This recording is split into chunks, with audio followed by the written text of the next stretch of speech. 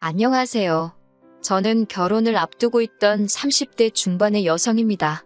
한 번도 결혼에 대한 환상을 가져본 적이 없었기 때문에 저에게 결혼은 해도 그만 안 해도 그만인 것이었습니다. 그러다 지금의 남자친구를 만나면서 처음으로 결혼하고 싶다는 생각을 했었지요. 하지만 결국은 저는 혼자 살 팔자인가 봅니다. 내년에는 인생 2막을 시작하게 될 줄 알았는데 씁쓸합니다. 저는 외국계 금융업에 종사하고 있습니다. 결혼을 안 하려던 건 아닌데 늘 공부와 일이 먼저다 보니 연애할 틈이 없었습니다. 가끔 관심을 표현하며 다가오는 남자들이 있었지만 번번이 제가 너무 늦게 눈치를 챘었지요. 말 그대로 버스가 떠난 다음에서야 말이에요. 그러다 보니 어느새 소위 홍기가 가득 차버렸더라고요. 당시 저는 독서토론 동호회 활동을 하고 있었는데 유일하게 직장생활 외에 제가 사람들을 만나는 일이었습니다. 워낙에 사람들 많은 곳에 가는 걸 제가 별로 안 좋아하기도 하고 회사 야근도 많아서 술자리로 이어지는 외부 활동은 하기가 어렵더라고요. 고심 끝에 골라서 시작한 게 독서토론이었지요. 학창시절부터 책을 좋아하기도 했고요. 그곳에서 남자친구를 사귀게 될 줄은 당연히 상상도 못했고 계산에도 없던 일이었습니다. 동호회 인원은 13명이었는데 출석률로 따진다면 50% 정도 되었습니다. 직장인들로 구성되어 있기도 했고 강제성도 없었으니 솔직히 50%도 대단하다고 생각했습니다. 그러다 하루는 저와 남자친구 단 2명만 출석을 한 날이 있었어요. 그날이 저와 남자친구가 사귀게 된 계기였던 것 같아요. 남자친구가 저에게 어차피 우리 둘밖에 없는데 밥이나 먹으러 가자고 하더군요. 저도 회사 끝나자마자 불이 나게 왔던지라 배가 많이 고팠기에 좋다고 했습니다. 그렇게 어쩌다 둘이 사적인 이야기를 나누게 되었는데 말이 잘 통하더라고요. 남자친구는 인근 중견기업에서 일하고 있다고 했습니다. 저희 회사에서 그다지 멀지도 않았고요. 다음엔 퇴근 후에 커피라도 한잔하자는 남자친구의 제안이 싫지 않았어요. 그런 식의 만남이 몇 번 반복되다 보니 어느새 저희는 자연스럽게 연인 사이가 되어 있었습니다. 사귄 지 1년쯤 지났을 무렵 남자친구 집에 인사를 드리러 가게 되었습니다. 남자친구 어머니께서 좋아하신다는 특정 제과점에 케이크와 꽃바구니를 사들고 갔어요. 제가 나이는 있었어도 이런 경험은 처음이라 굉장히 떨리더라고요. 남자친구의 집은 서울 외곽 주택가에 위치해 있었습니다. 솔직히 겉에 보이는 걸로 사람을 평가하면 안 되는 건 저도 잘 알지만 시댁 식구들이 거주하는 곳이 반지하라는 걸 알고는 조금 놀라기는 했어요. 왜냐하면 남자친구는 직장 근처 오피스텔에 살고 있기도 했고 좋은 차도 가지고 있었으니까요. 평소에 씀씀이도 적은 편이 아니었기 때문에 저도 모르게 나름대로 어느 정도 기대치가 있었던 모양입니다. 집 안으로 들어가니 정리가 하나도 안 되어 있었습니다. 신발장에 어지럽게 널브러진 신발들과 여기저기 걸쳐진 옷과 수건들을 보고 있으니 정신이 하나도 없더라고요. 제가 어디 앉아야 할지 갈피조차 잡을 수 없었습니다. 결국 들고 온 케이크와 꽃바구니를 부엌에 내려놓고는 거실 한쪽에 앉았습니다. 소파도 없어서 맨바닥에 앉았어요. 이럴 줄 알았으면 치마 말고 바지를 입고 올 거라는 생각을 하는 찰나였는데 남자친구 어머니께서 고기 사올 줄 알고 고기 구워 먹을 준비를 했는데라며 혀를 차시더라고요. 좀 황당했지만 저도 모르게 죄송하다는 소리가 입에서 튀어나갔습니다. 남자친구가 어머님께 지금이라도 사올 거냐고 물으니까 집 앞에 정육점 가서 사오라고 하셨어요. 안창살 있으면 안창살 사오라고 저희 뒤통수에 대고 소리를 치셨습니다. 정육점으로 가는데 무슨 말을 해야 할지 모르겠더라고요. 남자친구도 제 기분을 눈치챘는지 마음 쓰지 말랍니다. 원래 격식이 없으신 분들이라면서요. 정육점에 도착해서 어머님이 시키신 대로 안창살을 샀습니다. 계산은 남자친구가 했고요. 제가 하려고 했는데 당황한 상태에서 남자친구를 따라 나오다 보니 핸드백을 두고 나왔더라고요. 다시 집에 도착하니 아까 못 봤던 사람이 한 명 있었습니다. 남자친구의 여동생이었어요. 남자친구보다 6살 어린 여동생이 있다는 이야기는 들었는데 친하진 않다고 했어요. 성격이 너무 안 맞는다고요. 너무 뻔뻔하고 생각이 짧아서 이야기를 하다 보면 화가 난다나요. 그때만 해도 제가 실제로 남자친구의 여동생을 본 적은 없었던 상황인데 남자친구가 그렇게 이야기를 하니 오히려 남자친구가 이상해 보였습니다. 좀처럼 남에 대해서 그런 식으로 험담을 하는 성격이 아니거든요. 하지만 남자친구 여동생의 언행과 태도를 지켜보니 남자친구가 그토록 싫어하는 게 충분히 이해가 되더라고요. 화장을 고치려고 핸드백을 여는데 누군가 손댄 것 같은 느낌이 들었습니다. 저는 항상 핸드백 중간을 잠궈두는데 그게 훤히 열려 있었거든요. 하지만 그때만 해도 스스로 예민해서 깜빡한 거라고 생각하고 가볍게 넘겼습니다. 그런데 아무리 찾아도 제 립스틱이 안 보이더라고요. 며칠 전에 산 명품 브랜드로 새거나 마찬가지였고 좀 전에 오는 길에 남자친구 차 안에서도 발랐는데 말이에요. 차에서 떨어뜨렸나 싶어서 이따 집에 갈 때 찾아봐야겠다 생각했습니다. 하지만 차까지 갈 필요도 없었어요. 거실 바닥에 신문지를 깔고 고기를 구워 먹기 시작했습니다. 하얀 원피스를 입고 갔던 저는 옷차림에 신경 쓰느라 몇 점 먹지도 못했어요. 그러다 남자친구 여동생이 쌈장 찍은 고기를 들고 이리저리 설레발을 치더니 결국 제 옷에 흘리더라고요. 저도 모르게 인상을 쓴 모양입니다. 남자친구 어머님께서 사람이 실수할 수도 있지 뭘 그렇게 무안을 주냐면서 성격이 원래 그렇게 예민하냐고 물으시더군요. 그러자 그 여동생이 한다는 소리가 원래 여자가 나이가 들면 그렇게 짜증이 쉽게 난다면서요? 라고 저에게 묻는 거예요. 그제서야 알겠더라고요. 남자친구의 어머니도 여동생도 저를 마음에 들어하지 않는다는 걸요. 고기가 코로 들어가는지 입으로 들어가는지 모를 식사를 끝내고 언제쯤 집에 가려나 눈치를 살피고 있었습니다. 기분도 안 좋고 마음도 많이 상해서 빨리 집에 가고 싶은 생각뿐이었어요. 그런데 어머님께서 부엌에서 수박하고 복숭아를 가져오시더니 저더러 좀 잘라보라고 하시는 겁니다. 손님으로서 인사드리러 온 자리에서 이런 일을 하게 될 줄은 예상치 못했기 때문에 굉장히 당황스러웠어요. 변명 같지만 제 이야기를 좀 해보자면 제가 대학교에 들어가고 나서 어머니께서 사고로 세상을 떠나셨습니다. 어머니가 떠나신 이후 처음엔 제가 어머니의 역할을 맡아 해보려고 했어요. 집안일도 하고 식사 준비도 하는 일들이요. 하지만 아버지께서는 저는 제 인생을 살라며 더 열심히 공부하고 좋은 직장에 가라 하셨습니다. 주부로서의 삶은 결혼하면 좋든 싫든 하게 될 것이니 미리부터 경험할 필요 없다고요. 그리고 절대 자랑은 아니지만 어려서부터 저는 비교적 유복한 집안에서 자랐습니다. 그래서 필요할 때는 집안일을 도와주시는 도우미 이모님이 오시곤 했기 때문에 더욱이 제가 집안일이나 요리에 신경 쓸 이유가 없었어요. 하지만 남자친구의 어머니께서는 어떻게 여자가 그 나이 먹도록 칼질도 못하냐면서 이게 다 엄마가 없어서 그렇다 말씀하셨습니다. 지금부터 당신이 하나부터 10까지 다 가르쳐야겠다고요. 그런 말을 듣고 있는데 너무 속상했습니다. 남자친구가 왜 자꾸 듣기 싫은 소리를 하냐면서 자기가 자른다고 일이 달라고 한마디 나서서 해주긴 했지만 한번 뱉은 말이 주워 담아질 리 없잖아요. 남자친구 어머니께서는 단도직입적으로 묻겠다며 그 나이 먹도록 왜 결혼을 안 했냐고 물으셨습니다. 솔직히 좀 억울하더라고요. 남자친구나 저나 동갑인데 저희 아버지는 남자친구에게 그런 질문 안 하셨거든요. 사람이 사회생활하다 보면 결혼이 좀 늦어질 수도 있는 거라면서요. 저도 똑같이 사회생활을 하고 있었는데 왜 제 나이는 이토록 문제가 되는 건지 싶었습니다.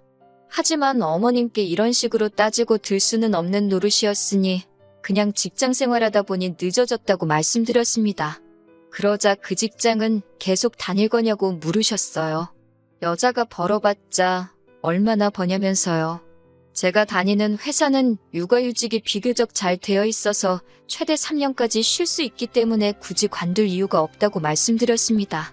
아버지는 뭐 하시냐는 질문에 사업하시는 분이고 여전히 현역에서 일하고 계신다 했더니 돈은 많이 버시냐고 묻더라고요. 이런 질문을 아무렇지 않다는 듯 하시는 모습을 보고 황당했지만 저도 마음속에서 어떤 반발심이 생겼던 상태라 많이 버신다 했습니다. 한 달에 1,000은 기본이라고요. 사실 저도 잘 모르는데 대충 찍어서 말했어요. 그러자 남자친구 어머니와 여동생 눈빛이 묘하게 달라지더라고요. 혼자 사는 양반이 그렇게 많이 벌어서 그 돈 다 뭐 하시냐 하시길래 그건 저도 모른다. 아버지 재산에는 전 관심 없다고 말씀드렸습니다. 그건 사실이에요. 저도 저 먹고 사는데 부족하지 않을 만큼 잘 벌고 있었으니까요. 그런 대화가 오가는 와중 남자친구 여동생이 화장실을 가야겠다며 일어나더라고요. 그런데 주머니에서 뭔가 반짝하면서 떨어지더라고요. 자연스레 시선이 그리 향했는데 제 립스틱이었습니다. 순간 이게 무슨 상황인가 파악이 안 돼서 신우를 올려보는데 신우가 얼른 립스틱을 낚아채더니 이거 방바닥에서 주웠다며 혹시 제 거냐고 물어요. 맞는 것 같다니까 잘 좀 챙기라면서 신경질을 부리며 저한테 던지듯 주고 가더라고요. 심증은 가는데 확증이 없으니 화를 낼 수도 없고 그렇다고 고맙지도 않고 한마디로 어이가 없었지요.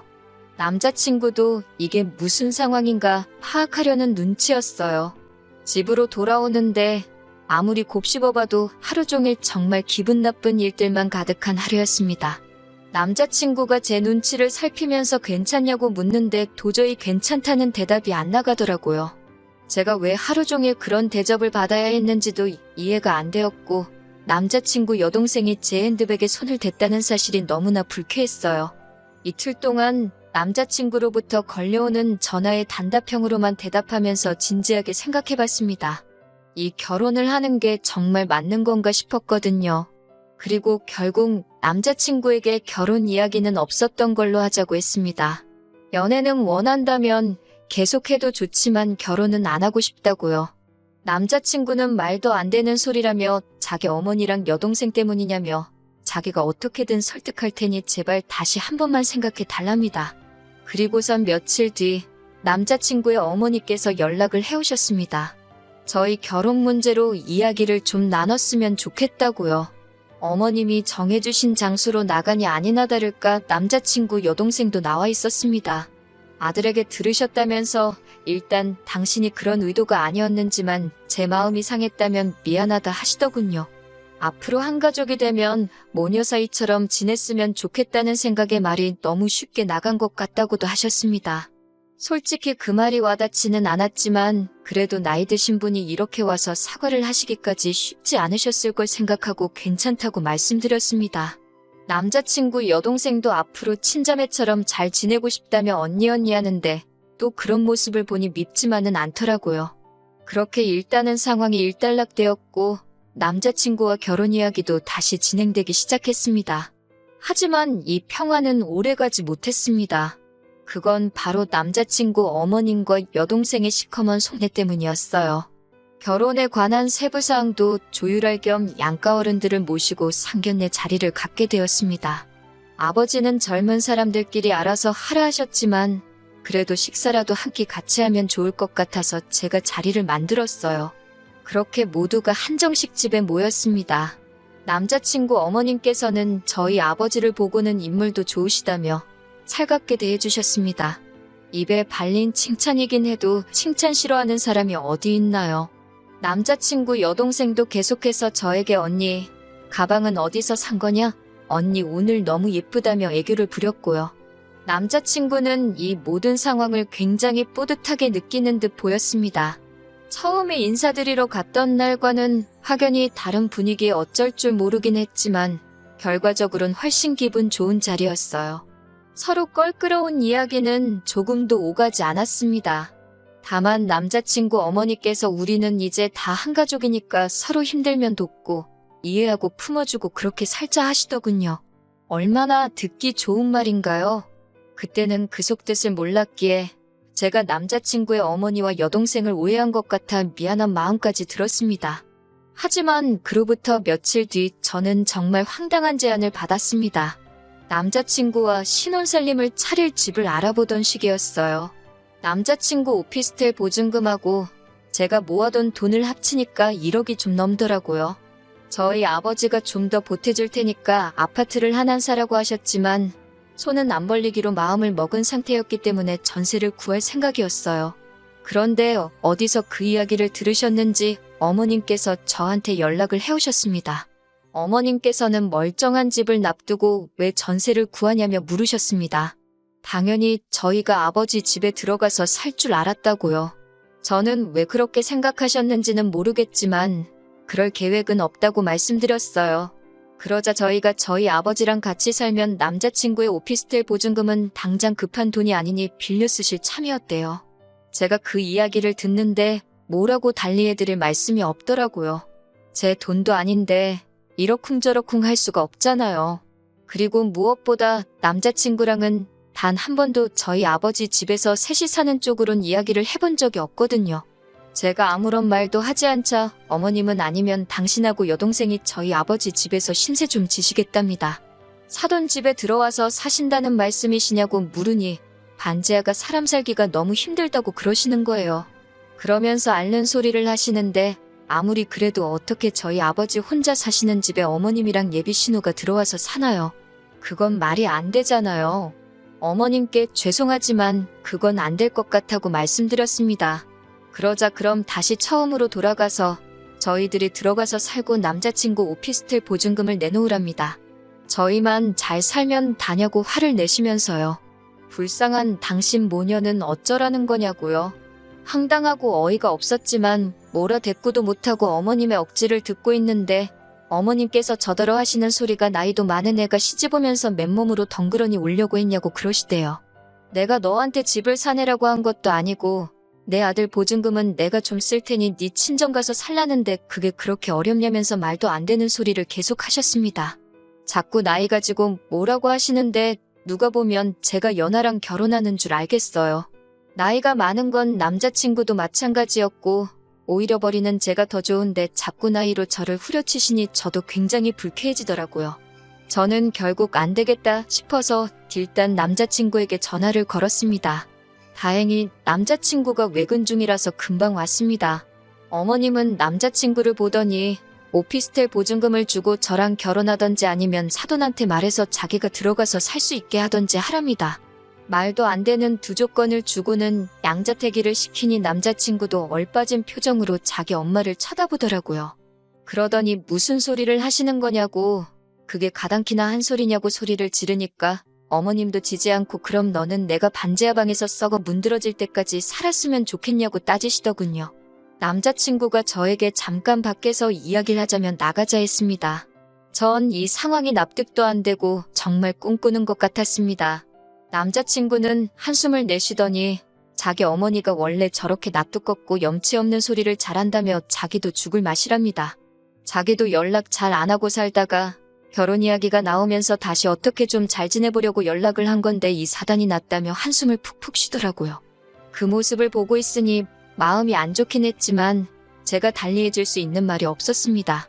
그런데 그때 남자친구가 절 쳐다보더니 그냥 오피스텔 보증금은 어머니하고 여동생한테 줘버리면 안 되겠냐고 묻더군요. 그리고 아버지 집에 들어가서 살자고 그래요.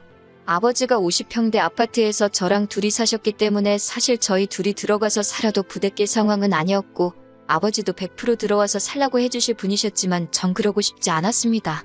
결혼하면 독립적으로 사는 게 당연하잖아요. 제가 그건 절대 안 될 소리라고 하니까 그럼 자기더러 어쩌라는 거냐고 소리를 치더군요. 제가 냉정하게 왜 당신 어머니가 집이 없으신 것도 아닌데 왜 거주 문제를 우리 결혼식을 통해서 해결하려고 하시는지 이해할 수가 없다고 했습니다. 그러자 남자친구가 상견례 자리에서 분명히 앞으로 한 가족이니 힘든 순간에 서로 도우며 살자고 하지 않았냐고 따져 묻더라고요. 카페에서 기다리던 남자친구 어머니까지 따라 나오셔서는 저더러 그렇게 가족 간에 선 긋고 그러는 거 아니라면서 정말 너는 내가 하나부터 열까지 다 가르쳐야겠다는 말씀을 또 하셨습니다. 순간 정말 이성의 끈을 놓아버릴 뻔했어요. 그런 제 심정도 모르고 어머님께서는 계속해서 아니면 저희 아버지더러 집을 파시라고 한 뒤 당신 반지하 보증금, 남자친구 오피스텔 보증금 그리고 저희 아버지 집값에 제 적금 모든 돈을 합쳐서 건물 하나를 사잡니다. 그래서 층별로 따로 살면 진정한 한 가족이 될 수 있다나요. 듣다 보니 완전히 저와 저희 아버지를 호구라고 봤던 것 같더라고요.